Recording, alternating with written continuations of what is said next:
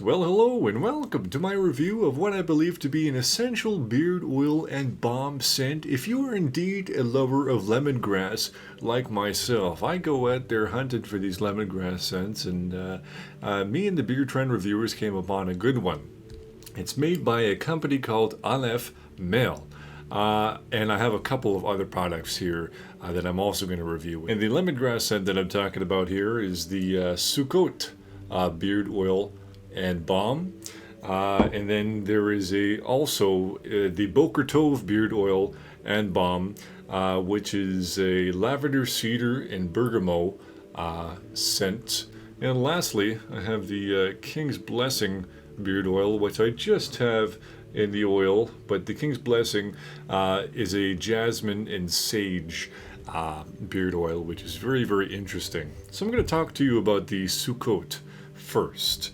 It is a very, very nice lemongrass scent, and let me tell you, if you haven't seen it yet, I do have a live stream that I did with the Beard Trend reviewers on this channel where we talked to Eitan, the owner of this company. He has a very profound mission when it comes to beard companies. It's a very, very fresh take on what it means to be a man and what it means to take care of yourself and what it means to be a selfless person. And he's a man of wisdom, truly. And basically what this company is kind of the sense, most of his sense that he has are the embodiments of Jewish holidays, essentially. So Sukkot is a fragrance that is inspired by the Jewish holiday of Sukkot, which is a harvest festival associated with nature, joy, and faith.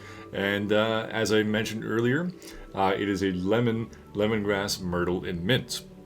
And let me tell you, I really, really enjoyed this scent, and something that Eitan brought up in the live stream, which I totally agree with. If you hadn't like the mint seems like an interesting addition. You think, oh, okay, I wonder what lemon, and you add a little mint in there. That's kind of weird, but then you think about it, you're like, lemon, lemongrass, myrtle, that's going to kind of smell like a cleaning product. But then you throw that mint in there, and it's like, oh, okay. So that kind of livens it up a little bit, and it does it quite effectively. And I love this balm. I absolutely love this balm. I'll show you how it comes out here. Very, very soft, no resistance whatsoever, and it melts down really, really nicely. And watch. So this is what my beard looks like now. I'm not going to use it as a holding agent, just as a conditioner here. Just want to show you that it's not going to make my beard greasy.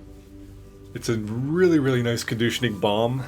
I would say it's nearing kind of butter territory. It's definitely still a balm, but a really, really nice conditioning balm. To me, the lemongrass is by far the most dominant part of this, and I love lemongrass, guys.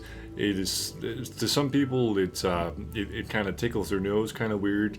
I love it. It's such a calming scent, and man, does that mint ever just like top it off. It just kind of like simulates in my mind for me walking through a pasture of just like plentiful goodness, and you got this nice fruity overtone to it, because lemongrass, there's a little bit of this like fruitiness to it, but it's also very earthy. But then you have that proper lemon in there and the mint, and it's like, ooh, that kind of throws a little curveball into that. Yeah, it's nice. It's basically exactly what it says.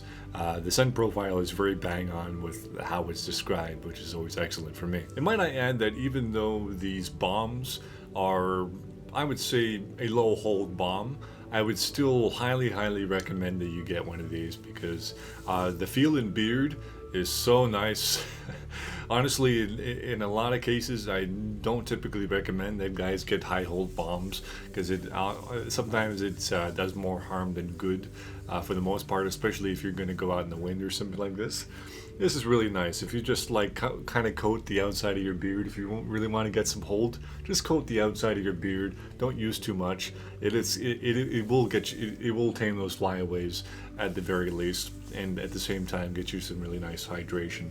Just in general, Aleph Male, they use all essential oils, so you're going to get some really nice feel in beard. And another really cool thing is he uses Eitan uses olive oil. Typically in most beard oils, what you're going to find as a carrier oil is going to be a castor oil or a jojoba oil or an argan oil or an avocado oil. Rarely do you ever see olive oil. I've used one other product that used olive oil and I hated it. I absolutely hated it, but it wasn't because of the olive oil. It was just a bad product. This is an excellent implementation of the olive oil. So nice, and it has a different feel to it. Trust me, like the way it feels on the skin. I don't know if it's a little bit of placebo for me. Just olive oil. Oh, okay, that's how olive oil feels on my skin. But it's like, yeah, oh yeah, okay, that's exactly how olive oil would feel on my skin. I've never properly got olive oil from the kitchen and put it under there, but now I don't have to because I kind of like, oh yeah, all right, I know how that feels. I know how that feels now. So excellent implementation of the olive oil. And for the feel and beard, the Sukkot is something that I absolutely recommend from the bottom of my heart.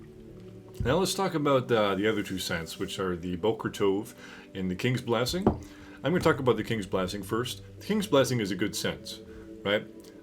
It's one that I've probably worn about 10 times right now. So it is the jasmine and sage scent, and it is inspired by King David's journey through the hills of Judea, where two plants with incredible fragrances grow: it's sage and jasmine.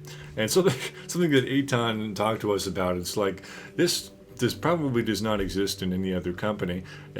Jasmine and sage, and yeah, it took me a little while to get used to it, to be completely honest. It really, really did. Because I'm not used to the smell of jasmine, and sage is something I'm relatively used to, but you mix the two together and it made for a very kind of confusing experience. But it definitely grew on me. I definitely think, as the scent kind of lives on in your beard, like an hour or two after applying, it really, really starts to smell nice. For me, when it first, you first put it up in your beard, it's like, oh, okay, that's kind of strange. But then as it goes on, it really starts to smell really, really nice. And all of these oils are great for moisturization purposes. But in terms of recommendations, I probably wouldn't recommend the King's Blessing, and nor would I really recommend the Boker Tove. Not because I think the product is inherently bad, but the mix of lavender and like cedar, just lavender in general for me, it's hard. It's hard to have lavender right up in my nose. This is probably the strongest scent, I would say. Yeah, it's quite loud. It's definitely a scent that is going to be right underneath your nose. And when it comes to lavender, it's just hard for me. It's nothing against the product whatsoever. However, I will say that I have found a use for the Boker Tove. It's an interesting use. Ever since this whole virus outbreak and things have just gone crazy, I haven't been able to go to the store to buy more lotion because I ran out. I like to moisturize my face, keep, my shoulders and stuff get itchy if I don't moisturize, because the shower just like takes all the moisture out of my skin like everywhere. So I've been using the Boker Tove instead, and boy, is my skin ever soft. I'm not going to say you do it yourself. Just a disclaimer there. Obviously, that's not the proper use of this product, and I'm sure Eitan would say the same thing. But as a substitute, temporarily, it's been just as good, if not better, than your commercialized lotion. Overall, I just think this is a really, really unique company, and I think the Sukkot beard oil and balm, at the very, very least, is a must-have for those of you that like your lemon and lemongrass scents. Specifically because you're probably never going to get, you're not going to find that mint overtone anywhere else. I don't know who else could even mix it in this way. I think he's got it down pat. It's such a nice scent. It's so relaxing. I wear it in my beard. This is the thing. It's not as like the most complex scent of all time. Okay, I'm not gonna lie. It's not super complex, but I find I gravitate towards it so often, and without even thinking about it, I'm like, oh, I'm feeling like some Sukkot today. I don't know why. You know, like I have all these complex scents out there that have like all these fragrance oils in them, and I'm like, I don't need that. You know, I guess my brain just says, grab that stuff. It feels really, really nice, and it's really therapeutic. Like, for example, I know that Aton highly values and strives to make a product that is essentially aromatherapy for your nasal. And absolutely, I would say definitely the King's Blessing and the Sukkot for me are aromatherapy, the Sukkot more than the King's Blessing. The Boker Tove, I just really can't speak on that because there's a little bit of a conflict of preference there that, you know, just is what it is. But thank you so much for sending these out to me, Aton, and it was great to review these products with the boys. It was great to have you on the live stream. Thank you so much for joining, guys. Please like, share, subscribe, and do all that wonderful stuff. Go over to alephmale.com and give Aton some love. He's got a really well designed website with all these descriptions of all the oils and the balms. He's got all kinds of great reviews. It's really nicely laid out there. Really nice graphic design, just all the stories and everything are wonderful. I love to see a nice full about section, and you know, just the product inspirations there. It's his heart is in this company 100%, and that's really nice to see. So thanks so much, guys. See you next time.